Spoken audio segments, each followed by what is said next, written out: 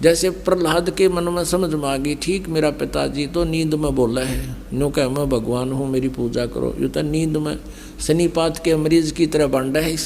उसको पक्का ज्ञान हो गया था कि भगवान की पूजा से ही लाभ होगा।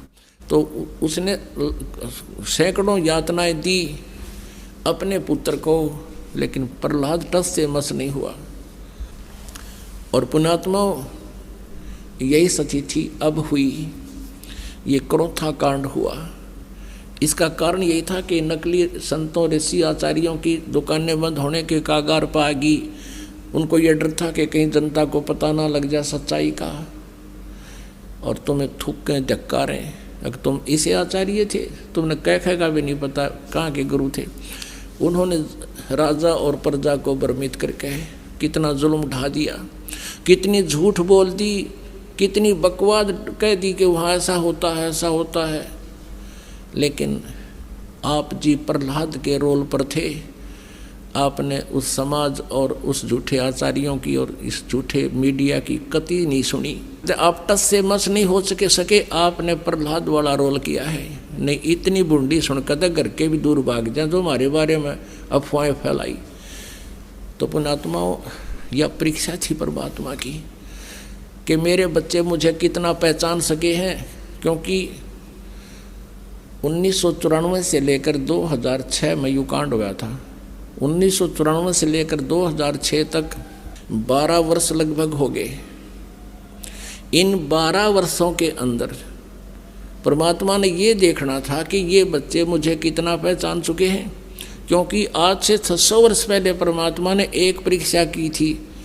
एक वैश्या को, सुप्रसिद्ध वैश्या को हाथी पर बैठा के और हाथ में गंगा जल लेकर बोतल में और मुंह का लगा के और उस वैश्या को हाथी पर बैठा कर पूरे बाजार में घूम गए। जब 64 लाख शेष हो गए थे परमात्मा के, तो परमेश्वर कबीर जी ने देखना चाहा था कि ये मुझसे कुछ परिचित भी हैं या सुख ही नहीं मिल रहे हैं इसलिए मुझे भगवान मान रहे। तो उसमें क्या हुआ कि सभी के सभी इस लीला को देखकर 64 लाख के 64 लाख भगवान से विमुख हो गए। लोक वेद सुन के दुनिया कहने लगी, देख थारे गुरुजी ने कितने निकम्मे हैं, ये कैसा जुल्म कर रहे हैं, सरेआम वैश्यावर्ती कर रहे हैं, शराब पी रहे हैं, वैश्या को साथ लिए। अब वो मूर्ख थे। परमात्मा कहा करते रहे, निकम्यों, जब तुम्हें सुख होते थे, थारे दुख दूर होते थे, तुम्हारी जुबान का थूक सूख जाता था। मेरी महिमा गाते गाते जनता के सामने भगवान आए हैं, हम ऐसे दुखी थे, सुखी कर दिए। और आज मैं इतना गंदा हो गया कि शराब भी पीऊँ और वैश्यावर्ती भी करूँ, तुम्हारी इतनी बुद्धि भी काम नहीं करी, जाओ पड़ो बाढ़ में।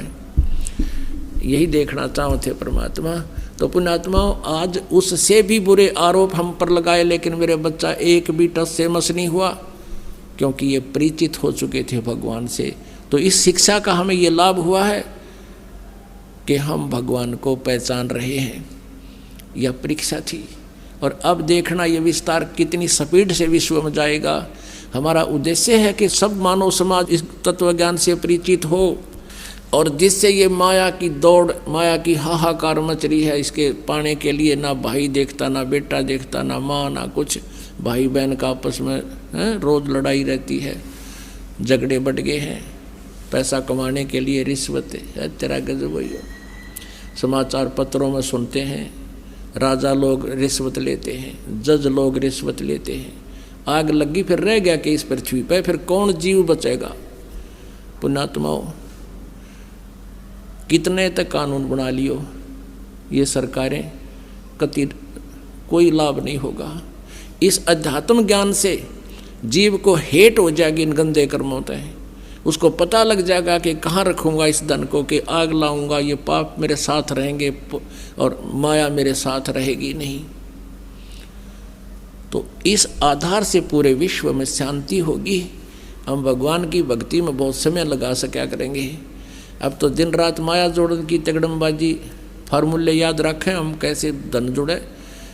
और धन वही मिलना जितना भाग्य में, उससे अधिक मिल नहीं सकता। और परमात्मा कबीर जी की शरण में आने के बाद आपके भाग्य में ना होगा तो भी देगा। अब परमात्मा कबीर जी कहते हैं जैतन राजपाट भी चाहिए, हमरा दर ले जा।